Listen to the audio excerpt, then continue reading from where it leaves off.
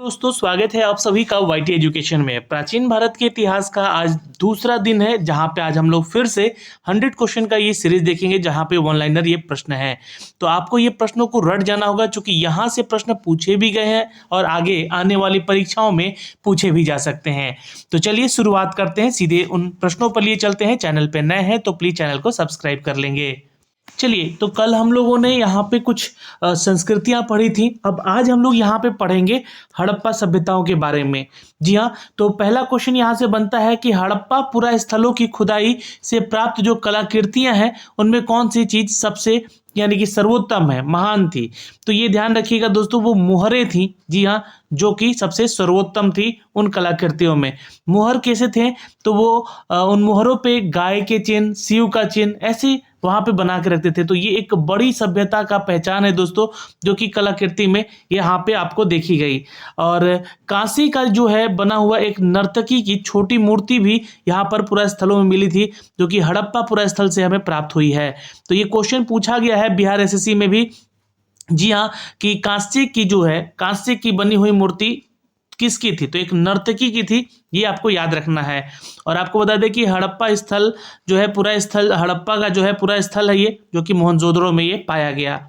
हड़प्पा कालीन स्थलों से प्राप्त मिट्टी की मूर्तियां अधिकांशतः किनकी बनी हुई हैं? तो ये नारियों की बनी हुई है, यानी कि स्त्रियों की बनी हुई है, याद रखेंगे। अगला सवाल है दोस्तों कि हड़प्पा सभ्यता की जो लिपि है इसके विषय में जानकारी हमें कहाँ से मिली? तो किन से मिलती है? तो उन मुहरों से मिलती है, क्योंकि ये जो मुहर हैं ये बहुत कुछ प्रदर्शित करते हैं। हड़प्पा पुरा स्थलों की खुदाई के समय कलाकृतियों को बताया इन्होंने। हड़प्पा सभ्यता की लिपियों के बारे में हमें पता चला इन मुहरों से। तो बहुत सारी चीज़ें यहाँ से आपको देखने को मिली हैं। हड़प्पा वासियों की लिपि कैसी थी? ये क्वेश्चन आ चुका है, स्टार मार्क लगा लीजिएगा। या ये भाव चित्रात्मक थी, यानी कि चित्रण जो था वहाँ पे वो भावात्मक था, यानी कि चीज़ों को समझाया जाता था। हड़प्पा या सिंधु लिपि सर्वप्रथम कब प्रकाश में आया? तो ये ध्यान रखिएगा, ये क्वेश्चन पूछा गया है परीक्षा में। 1853 इज द करेक्ट आंसर। जी हाँ, और संपूर्ण सिंधु लिपि का प्रकाश में आई। तो सिंधु लिपि जो है ये प्रकाश में कब आई? तो 1923 में इसका खोज किया गया। ये दोनों ही क्वेश्चन इंपॉर्टेंट है। देखिए, सिंधु लिपि किस ओर लिखी जाती है, ये भी क्वेश्चन पूछा गया है, प्रीवियस ईयर का क्वेश्चन है। तो ये दाईं से बाईं की ओर और फिर बाईं से दाईं की ओर लिखा जाता था। तो ये ध्यान रखिएगा, दाईं से बाएं की ओर, यानी कि दाहिने से, राइट से लेकर जो है ये कुछ इस तरह की लिपियां लिखी जाती थी बाईं ओर, और फिर यहाँ से नीचे उतरते थे, जैसे ही हम लोग पैरा चेंज करते थे तो ये राइट से फिर लेफ्ट भी जाते थे लोग, यहाँ पे ध्यान रखिएगा। तो अगला सवाल है यहाँ पे कि हड़प्पा सभ्यता में किसकी उपासना, यानी कि सबसे ज्यादा जो पूजा होती थी वो किसकी होती थी? तो मातृ देवी की होती थी, ये आपको याद रखना है। अगले सवाल पे चलते हैं। अगला सवाल है हमारा कि किस हड़प्पा कालीन पुरा स्थल से प्राप्त एक मुद्रा में शिव के आद्य रूप का या पशुपति के रूप में चित्रित किया गया है? तो ये हमें मिला है मोहनजोदड़ो में। मोहनजोदड़ो पाकिस्तान में है दोस्तों, याद रखिएगा। अच्छा, एक सवाल यहाँ पे ये भी था हवन कुंड और अग्नि कुंड के बारे में। तो आपको बता दें कि किन हड़प्पा पुरस्थलों पे जो यज्ञ हैं ये वेदियां प्राप्त हुई हैं? तो हड़प्पा में भी प्राप्त हुई हैं, लोथल में भी, कालीबंगा में भी। तो आपसे एक सवाल है कि बताइए कि लोथल किस राज्य में अभी अवस्थित है? एक सवाल यहाँ पे ये है, हड़प्पा वासियों का पवित्रम वृक्ष कौन सा? तो वृक्ष के बारे में पूछा जाएगा तो ये ध्यान रखिएगा, पीपल। और आपको बता दें कि पीपल जो है आज भी यहाँ पर हमारे, जी हाँ, जो राजकीय वृक्ष है उसमें एक है, तो ये ध्यान रखिएगा। अच्छा, अगला जो है हमारा, देखिए बिहार का अगर पूछेगा तो बरगद है, याद रखेंगे, है ना, बरगद है। और पीपल जो है हमारे देश का राष्ट्रीय वृक्ष है। हड़प्पा वासी किस पशु का सर्वाधिक पवित्र मानते थे?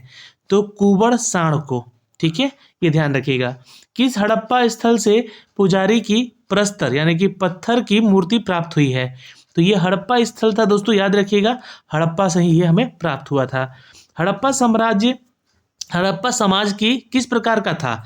तो ये मातृ सत्तात्मक था, यानी कि माता के प्रति ज्यादा इनका यह झुकाव था।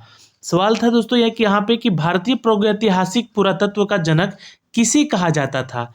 तो ये ध्यान रखिएगा, अलेक्जेंडर कनिंघम को कहा गया है।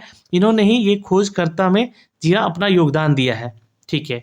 भारत में स्वतंत्रता के बाद सर्वप्रथम किस हड़प्पा पुरास्थल की खुदाई की गई थी? तो स्वतंत्रता के बाद की बात हो रही है, तो ये रोपड़ का क्षेत्र था दोस्तों, याद रखेंगे। स्वतंत्रता प्राप्ति के बाद हड़प्पा सभ्यता का सर्वाधिक स्थल भारत के किस राज्य में खोजे गए? तो ये थोड़ा विविध क्वेश्चन में अब आ जाएगा, ध्यान रखिएगा, है ना। तो ये गुजरात में खोजेगा और ये क्वेश्चन भी पूछा गया आपके परीक्षा में। सवाल एक और है कि भारत में स्थित सबसे बड़ा हड़प्पा पुरास्थल कौन सा है? तो धौलावीरा है सबसे बड़ा। मोहनजोदड़ो था, लेकिन मोहनजोदड़ो अब पाकिस्तान में है, आपको ये याद रखना होगा। किस हड़प्पा पुरास्थल को मृतकों का, है ना, मृतकों यानी कि मरे हुए या मुर्दों का टीला भी कहा गया है? तो ये जो कि सिंध का नखलिस्तान उपनाम से भी इसको जाना जाता है। तो ये ध्यान रखिएगा यहाँ पे। जी हाँ, ये नखलिस्तान जो है ये मोहनजोदड़ो है, यहाँ पे उत्तर आप कर सकते हैं। अगले सवाल पे चलते हैं। यहाँ पे जो सवाल है, हड़प्पा सभ्यता को किस युग का सभ्यता भी माना जाता है? तो इसे हम लोग कांस्य युग कहते हैं दोस्तों, याद रखेंगे। एक एक्सपेक्टेड क्वेश्चन है और यह हर बार परीक्षा में पूछा गया है। किन हड़प्पा पुरस्थलों में घोड़े की हड्डियां प्राप्त हुई हैं? ये अभी आया हुआ प्रश्न है। जी हाँ, लोथल और ये सूरकोटादा और कालीबंगा, ये तीनों जगहों पे पाया गया है घोड़े का हड्डी। दोस्तों क्वेश्चन है कि किस हड़प्पा पुरस्थल को लघु हड़प्पा भी कहा जाता है? तो ये लोथल को कहा गया है। सर्वप्रथम किसने सिंधु सभ्यता को हड़प्पा सभ्यता का नाम दिया? तो ये मैंने कल भी बताया था आपको, इनका नाम सर जॉन मार्शल, याद रखिएगा, इंपॉर्टेंट क्वेश्चन है और ये आ चुका है एग्जाम में। विद्वानों में वैदिक काल का विभाजन कितने भागों में किया गया? मैंने आपको बताया, यह वैदिक काल का जो है विभाजन 2 भाग में किया गया था, एक ऋग वैदिक काल में, एक उत्तर वैदिक काल में। दोनों ही याद रखिएगा, ये 2 भाग में विभाजित किया गया था। दोस्तों सवाल है कि जिस काल में ऋग्वेद की रचना हुई थी उसे हम क्या कहते हैं? तो ऋग्वैदिक काल कहते हैं। सबसे कब तक, है ना, कब से कब तक जो है काल को ऋग्वैदिक कहा जाता है? तो ये समय थोड़ा सा ध्यान रखिएगा, ये अक्सर क्वेश्चन पूछता है ना। तो ऋग्वैदिक काल को 1500 से लेकर 1000 ईसा पूर्व को कहा गया है। अच्छा, जिस काल में ऋग्वेद के अतिरिक्त अन्य 3 वेदों का वर्णन, ब्राह्मण ग्रंथ, आरण्यक ग्रंथ और उपनिषदों की रचना, यह उसे हम क्या कहते हैं? तो उसे हम लोग उत्तर वैदिक काल कहते हैं। याद रखिएगा, इनके बारे में भी हमने कल आपको डिस्क्राइब किया था। कब से कब तक जो है काल को उत्तर वैदिक काल कहा गया? तो 1000 से लेकर 600 ईस्वी पूर्व तक के काल को कहा गया दोस्तों। अगले सवाल पे चलते हैं। देखिए, वैदिक काल भारत के निवासियों का क्या कहा जाता था? जी हाँ, वैदिक काल भारत के निवासियों को, हम लोग उसमें जो निवास करते थे यहाँ पे वैदिक काल में, उनको आर्य कहते थे। अच्छा, आर्यों के मूल निवास जो है संबंधित सार्वजनिक मान्य हमें सिद्धांत जो है, इसके अनुसार आर्यों का मूल निवास कहाँ था? तो देखिए, मध्य एशिया का क्षेत्र है दोस्तों, जहाँ पे बैक्टीरिया है। जी हाँ, ये इसको हम लोग आर्यों का मूल निवास समझते हैं, जानते हैं। आर्य जो है दोस्तों मूल निवासी संबंधित हैं। सर्वाधिक मान्य सिद्धांत मध्य एशिया का सिद्धांत, यह किस विद्वान के द्वारा दिया गया था? तो प्रोफेसर मैक्स मुलर। ये क्वेश्चन देखिए कैसे पूछेगा कि आर्यों का मूल निवासी जो संबंधित सार्वजनिक मान्य है, यानी कि जो सिद्धांत दिया है कि आर्य यहाँ से संबंधित हैं, तो वो कौन थे? तो वो प्रोफेसर मैक्स मुलर थे, जो कि इनके बारे में बताएं। मध्य एशिया में निवास करने वालों को हम लोग यह आर्य कहते थे। आर्य शब्द तथा आर्यों का विषय है ना कि प्रारंभिक जानकारी किससे मिलती है? ऋग्वेद काल में मिली है। आर्य शब्द का अर्थ क्या होता है? आर्य शब्द का अर्थ होता है श्रेष्ठ या फिर उच्च वंश। ठीक है, याद रखिएगा, एक्सपेक्टेड क्वेश्चन है, स्टार मार्क लगा लेंगे। आर्यों की भाषा को हम लोग क्या कहते हैं? तो संस्कृत है उनकी आर्यों की भाषा। भारत आने वाले आर्य क्या कहलाएं? तो जो भारत आए उनको इंडो आर्या कहा गया, इंडो आर्या। आर्य भारत में सबसे पहले कहाँ पर बसे? तो पंजाब के क्षेत्र से वो आए थे। ठीक है, और ये सप्त सैंधव प्रदेश कहलाए थे, याद रखेंगे। उस समय का जो है पंजाब सप्त सैंधव जो है प्रदेश कहलाता था। और वैदिक समाज देखिए, आपको क्वेश्चन यहाँ से बदल जाएगा, है ना। वैदिक समाज कितने वर्गों में विभाजित किया गया था और वो कौन कौन सा था? तो मैंने जैसा कि कल भी बताया था कि एक ब्राह्मण समाज था, क्षत्रिय था, वैश्य था और सबसे निम्न जो था वो शूद्र था, याद रखेंगे। सवाल नंबर चलते हैं दोस्तों। यहाँ पे आरंभ में यानी कि शुरुआत में, अर्थात ऋग्वैदिक काल को हम लोग आरंभ कहते हैं। यह समाज का वर्गीकरण किया गया, किसके आधार पर यह वर्गीकरण किया गया था? तो ये व्यापार व्यवसाय, या लिख सकते हैं दोस्तों व्यापार व्यवसाय के आधार पे इसको यहाँ पे ये किया गया वर्गीकरण। कालांतर में अर्थात उत्तर वैदिक काल में समाज का वर्गीकरण किस आधार पर होने लगा था? तो बिल्कुल याद रखेंगे, जन्म के आधार पे ये होने लगा। वैदिक काल में आर्य का कितना भाग जो है, कितने भाग के रूप में लिया जाता था? तो ये लगभग 1/16 भाग जो है ये लिया जाता था। वैदिक काल में लेन देन जो है तथा व्यापार का जो है ये कौन सा प्रणाली चलती थी या प्रचलित थी? तो वस्तुओं का विनिमय किया जाता था। वैदिक काल में शिक्षा कहाँ दी जाती थी? तो वैदिक काल में गुरुकुल में जो है शिक्षा प्राप्त होती थी। ऋग वैदिक काल में आर्य के सर्वाधिक प्रिय देवता कौन थे? तो इंद्र थे, ये याद रखेंगे। कालांतर में अर्थात जो है उत्तर वैदिक काल, तो ये क्वेश्चन पूछेगा कि उत्तर वैदिक काल को कौन सा काल कहते थे? तो कालांतर काल कहते थे। जी हाँ, आर्यों के सर्वाधिक प्रिय देवता थे प्रजापति। ठीक है, और ये आर्यों के जो ऋग वैदिक काल यानी कि प्रारंभिक काल में जी हाँ देवता थे इंद्र। उत्तर वैदिक कालीन जो है दोस्तों आपको बता दें कि धार्मिक क्रियाओं में मुख्य रूप से कार्य करता था, ये यज्ञ हुआ करता था, जो भी क्रिया होता था वो उसको यज्ञ कहते थे। ऋग्वेद में किस नदी को सबसे पवित्र माना गया है? तो सरस्वती नदी को सबसे पवित्र माना गया है। जी हाँ, वैदिक काल में देखिए यहाँ पे क्वेश्चन है, ऋग काल और वैदिक काल दोनों ही इंपॉर्टेंट चल रहा है यहाँ पे। वैदिक काल में ऋण देकर ब्याज लेने वाले व्यक्ति को क्या कहा जाता था? तो ऋण देकर ब्याज लेता था, जी हाँ, उसको विकनाट कहते थे। और वैदिक काल में ही राजनीतिक शक्ति बढ़ाने हेतु किया जाने वाला यज्ञ को क्या कहते थे? तो अश्वमेध यज्ञ कहते थे इसको। ठीक है, सवाल है अगला यहाँ पे कि वैदिक काल में शौर्य प्रदर्शन और मनोरंजनार्थ किया जाने वाला यज्ञ को हम लोग वाजपेय यज्ञ कहते थे। जो कि मनोरंजन के लिए यज्ञ होता था और शौर्य प्रदर्शन अपना करते थे, राजा लोग करते थे, इसको हम लोग कहते हैं वाजपेय यज्ञ। छठी शताब्दी ईसा पूर्व की बात हो रही है। महाजनपदों की कुल संख्या, अब यहाँ से सबसे इंपॉर्टेंट क्वेश्चन देखिए, मैंने कल भी आपको बताया था कि महाजनपद आपको पढ़ना है ना। कुल हमारी महाजनपद कितने थे? तो 16 थे, याद रखिएगा। किस ग्रंथ में ईसा पूर्व छठी शताब्दी है ना, छठी शताब्दी के दौरान ही महाजनपदों के बारे में हमें प्राप्त हुआ जानकारी यहाँ पे। तो छठी शताब्दी के 16 महाजनपदों का उल्लेख है जो कि अगुंतर निकाय में है। यहाँ पे है अगुंतर निकाय में, ये क्वेश्चन आ चुका है एग्जाम में। देखिए, मगध के सबसे प्राचीन ज्ञात राजवंश का नाम क्या है? यह है बृहदत्त। मगध के सर्वप्रथम किसने स्वतंत्र राज्य की स्थापना की? तो ये बृहदत्त ने ही की थी।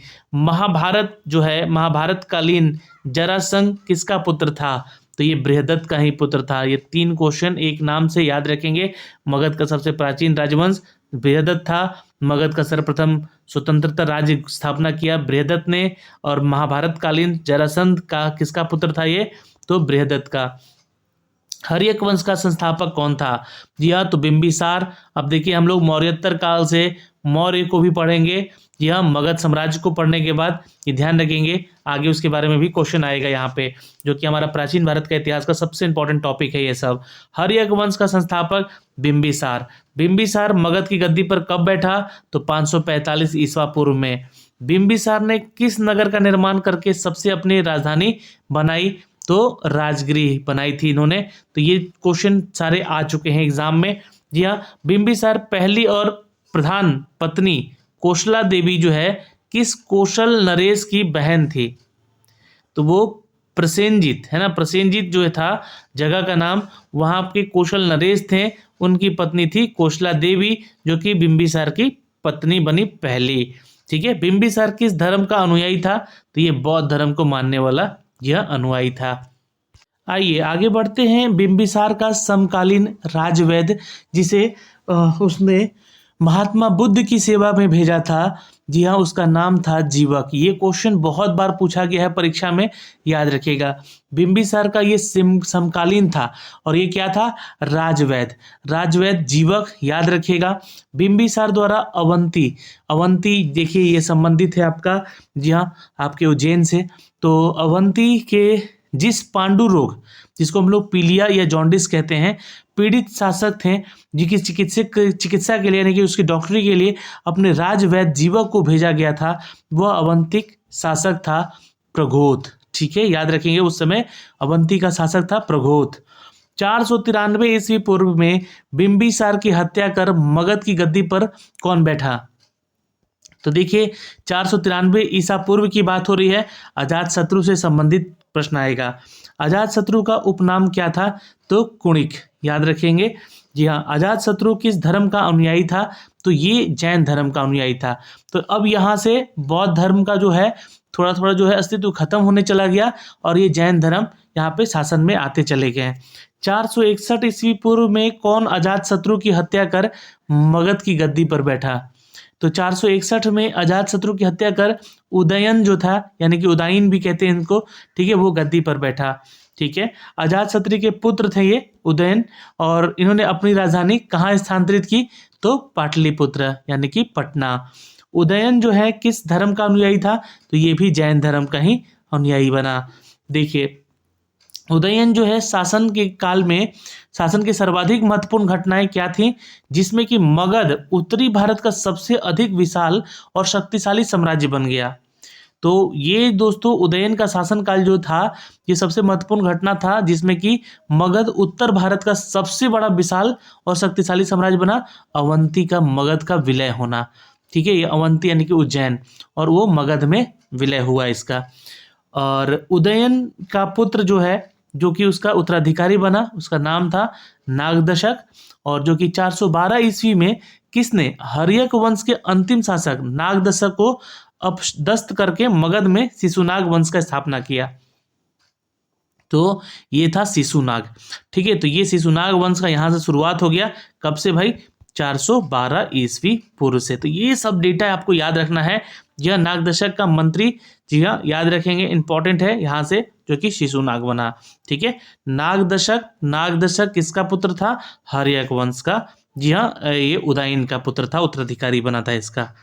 अब आगे बढ़ते हैं। शिशुनाग वंश का प्रथम शासक शिशुनाग ने अपनी राजधानी पाटलिपुत्र से, जी हाँ, वैशाली ले गया। ठीक है, ये आपको इंपॉर्टेंट क्वेश्चन है। और शिशुनाग का पुत्र जो कि उसका उत्तराधिकारी बना, वो कौन था? तो वो थे कालाशोक। तो ये क्वेश्चन पूछा गया है, कालाशोक किसका पुत्र था उत्तराधिकारी? तो याद रखिएगा, ये शिशुनाग का था। कालाशोक जो है दोस्तों, ध्यान रखेंगे, अपनी राजधानी वैशाली से फिर कहाँ लेकर गया? तो पाटलिपुत्र। ठीक है, और शिशुनाग के जो अंतिम शासक जो था, वो किसने माना जाता है? तो नंदीवर्धन को माना जाता है। अब यहाँ से नंदीवर्धन अंतिम शासक था, तो वहां से शुरू हुआ फिर नंद वंश का संस्थापक, जी हाँ, जो कि महापद्म नंदन को बनाया गया। और महापद्म नंदन जो है द्वारा विजित, यानी कि जो भी विजित प्रमुख राज्य थे, जिसमें कि कुरु, पांचाल, मिथिला, कलिंग, ये सब उसके द्वारा जीते गए थे, महापद्मनंदन के द्वारा। ठीक है, नंद वंश का संस्थापक महापद्मनंदन। ठीक है, और नंद वंश का अंतिम शासक कौन बना? तो धनानंद। ठीक है, धनानंद के शासन काल में, जी हाँ, किस यूनानी शासक का मगध पर आक्रमण हुआ? तो सिकंदर आया। फिर धनानंद को युद्ध में पराजित कर दिया। और किसने मौर्य वंश की स्थापना की? जी हाँ, तो चंद्रगुप्त मौर्य आ चुके थे। धनानंद को पराजित करके, जी हाँ, याद रखेंगे, चंद्रगुप्त जो है यहाँ पे अब आया, यह मौर्य साम्राज्य। अब मगध पे मौर्यों का शासन आया। तो इसके बाद विस्तार हुआ। जी हाँ दोस्तों, शुरुआत हुई विजय से, और किस विजय का इसका अंत किया गया? तो अंग कलिंग का और अंग का, ये दो ऐसे महाजनपद थे जिसका कि अंत करके, जीत कर, यहाँ पर मौर्य साम्राज्य ने, चंद्रगुप्त मौर्य ने अपना शासन अधिपत्य किया। मगध पर शासन करने वाला पहला गैर क्षत्रिय राजवंश, तो क्वेश्चन था, तो ये ध्यान रखिएगा, शिशुनाग वंश था। अच्छा, अब आगे चलते हैं। पाटलिपुत्र किन नदियों के संगम पर बसा था? तो एक तो सोन था ही, और दूसरा गंगा, जैसा कि आज भी है, याद रखेंगे। प्राचीन काल में कुसुमपुर किस नगर का दूसरा नाम था? बिल्कुल पाटलिपुत्रा। और राजगीर जो है, राजगीर का निर्माण जो है किस शासक ने करवाया था? तो बिंबिसार ने करवाया था। ठीक है, याद रखेंगे। अब मगध साम्राज्य का सर्वाधिक विस्तार किसने किया? अब यहाँ पे देखिएगा, मगध साम्राज्य का सर्वाधिक विस्तार महापद्मनंदन ने किया था, और राजगीर का निर्माण बिंबिसार ने किया था। ठीक है, ये दोनों ही चीजें आपको याद रखनी है यहाँ से। ठीक है, चलिए आगे चलते हैं। यहाँ पे बात करेंगे बिंबिसार के राजवैद्य जीवक ने आयुर्वेद की शिक्षा का यह कहाँ ली थी? तो आयुर्वेद की शिक्षा जो है ये लिया था तक्षशिला से। तक्षशिला अभी कहाँ पे है? पाकिस्तान में है। ये बिंबिसार के राजवैद्य, याद रखेंगे। जीवक ने आयुर्वेद की शिक्षा ली फिर आकर यहाँ पर तक्षशिला से, ठीक है, याद रखेंगे। अब शुरुआत सिकंदर पे आती है। जी हाँ, सिकंदर का जन्म हुआ दोस्तों, वह किसका पुत्र था? तो 356 ईस्वी पूर्व में सिकंदर का जन्म हुआ, फिलिप द्वितीय का ये पुत्र था। फिलिप द्वितीय कौन था? तो ये दोस्तों मकदूनिया का शासक था। मकदूनिया दोस्तों मध्य एशिया से संबंधित है। फिलिप द्वितीय जो है, इसकी मृत्यु हुई। मृत्यु के बाद कितने वर्ष की अल्प आयु में सिकंदर महान एक मकदूनिया का शासक बना? तो महज 20 वर्ष की उम्र में वो मकदूनिया का शासक बन चुका था। सिकंदर ने भारत विजय का सोचा। उसने भारत विजय के लिए अभियान शुरू किया 326 ईस्वी पूर्व में। आपको बता दें कि सिकंदर महान एक मुख्य सेनापति, जी हाँ, सेल्यूकस निकेटर का था। याद रखेंगे, सेल्यूकस निकेटर का सेनापति था ये क्वेश्चन पूछा गया है। सिकंदर महान ने भारत पर आक्रमण जो है करते समय उत्तर भारत पर किस वंश का शासक था? उस समय कहाँ का शासक वो कौन था? वहां का शासक कौन था? तो सिकंदर महान जब भारत पर आक्रमण किया उत्तर भारत में, जी हाँ, पोरस थे, पुरु कहते थे उनको, पोरस, है ना, याद रखिएगा। और उनको ये पराजित करके, जी हाँ, आगे बढ़ा। पोरस और सिकंदर के बीच युद्ध हुआ, जो कि किस नाम से जाना जाता है? तो ये हाइडे स्पीज, है ना, हाइडे स्पीज के युद्ध के नाम से इसको जानते हैं हम लोग। किसके? पोरस और सिकंदर का युद्ध। हाइडे स्पीज का भारतीय नाम क्या है? तो झेलम या विस्तस्ता, है ना, वितस्तस्ता, याद रखेंगे, ये क्वेश्चन आ चुका है एग्जाम में। सिकंदर अपने द्वारा विजित जो भारतीय प्रदेशों को अपने किस सेनापति को सौंपकर वापस यूनान की तरफ चला गया? तो ये सेल्यूकस निकेटस का, ये चूंकि ये था इसका दोस्तों, याद रखेंगे। और सेल्यूकस निकेटस को अपना ये पूरा साम्राज्य सौंप दिया, यहाँ पे जीता हुआ जो भारत का क्षेत्र था, यह अपने सेनापति को, जो कि सौंप कर चला गया। सिकंदर की अकाल मृत्यु के बाद बेबीलोन का राज्य किसे प्राप्त हुआ? तो याद रखेंगे, सेल्यूकस निकेटर ने ही इस पे अपना आधिपत्य जमाया, याद रखेंगे। सिकंदर का आक्रमण नामक ग्रंथ लेखक कौन है? तो ये क्वेश्चन आ चुका है एग्जाम में, एरियन है। अलेक्जेंडर, देखिए सॉरी, अलेक्जेंड्रिया ऑफ द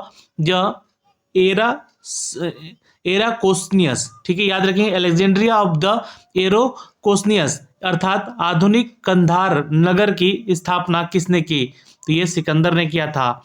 और मौर्य वंश का इतिहास जानने के लिए विदेशी विवरण सर्वाधिक महत्वपूर्ण कौन सा है? जो कि लेखक है दोस्तों उस इंडिका के, यह याद रखेंगे, या फिर मेगास्थनीज के, याद रखेंगे। मौर्य वंश का इतिहास हमें देखने को मिलता है इंडिका या मेगास्थनीज में। इंडिका के द्वारा, मेगास्थनीज के द्वारा लिखी गई थी पुस्तक इंडिका, ये लेखक का नाम है, ठीक है। और मौर्य साम्राज्य का संस्थापक कौन था? चंद्रगुप्त मौर्य। चंद्रगुप्त मौर्य का जन्म कब हुआ? उसकी माता का नाम क्या था? तो इनकी मृत्यु हुई दोस्तों, या जन्म हुआ दोस्तों चंद्रगुप्त मौर्य का 343 ईस्वी पूर्व में, और उनकी माता का नाम था मूरा। चंद्रगुप्त मौर्य ने शिक्षा कहाँ से प्राप्त की? तो ये भी तक्षशिला से प्राप्त की, तक्षशिला यूनिवर्सिटी से। यह तक्षशिला में चंद्रगुप्त की शिक्षक कौन थे जिनकी मदद से उन्होंने एक विशाल सेना तैयार की? तो वो चाणक्य थे, कौटिल्य। राजा बनने के पहले चंद्रगुप्त का पहला अभियान किस राजा के विरुद्ध था, जो कि असफल रहा? तो ये मगध के प्रति वो पहले ही बार में असफल रहे थे। यह चंद्रगुप्त का पहला अभियान था और वो विरुद्ध में उसके असफल रहे हैं। यह राजा बनने के पहले चंद्रगुप्त का पहला सफल अभियान, राजा बनने के पहले चंद्रगुप्त का पहला सफल अभियान किस राज्य के विरुद्ध था? तो वो पंजाब के विरुद्ध था और सिंध के विरुद्ध था, और इसमें इन्होंने यूनानियों को पराजित किया पहले, ठीक है, याद रखिएगा। किसके विरुद्ध सफलता ने चंद्रगुप्त मौर्य को संपूर्ण उत्तरी भारत का स्वामी बना दिया? तो धनानंद। तो यहाँ से जी हाँ शुरुआत हुई मौर्योत्तर काल की, या मौर्य साम्राज्य की। चंद्रगुप्त मौर्य मगध की गद्दी पर बैठे 322 ईस्वी में। चंद्रगुप्त मौर्य का राज्याभिषेक किया गया, जो कि चाणक्य ने किया। सेल्यूकस निकेटर ने चंद्रगुप्त मौर्य के दरबार में किसे अपना राजदूत नियुक्त किया? तो ये मेगास्थनीज को, जो कि इंडिका पुस्तक के बारे में लिखा है इन्होंने। चंद्रगुप्त मौर्य प्रारंभ में किस धर्म के अनुयायी थे? तो ब्राह्मण थे ये। और चंद्रगुप्त मौर्य ने अपने जीवन के अंतिम समय में कौन सा धर्म स्वीकार किया? तो इन्होंने जैन धर्म को माना। ठीक है। और स्वर्ण बेलागोला है ना, स्वर्ण बेलगोला में चंद्रगुप्त की मृत्यु हुई और तथा कब किस कारण से हुई? तो 298 ईस्वी पूर्व में इनकी मृत्यु हुई, उपवास से हुई। ठीक है। बिंदुसार मगध की गद्दी पर कब बैठा? ठीक है, तो ये बैठा 298 ईस्वी पूर्व। और वायु पुराण में बिंदुसार को क्या कहा जाता है? तो ये भद्रसार कहा गया है, यानी कि वारिसार कहा गया है।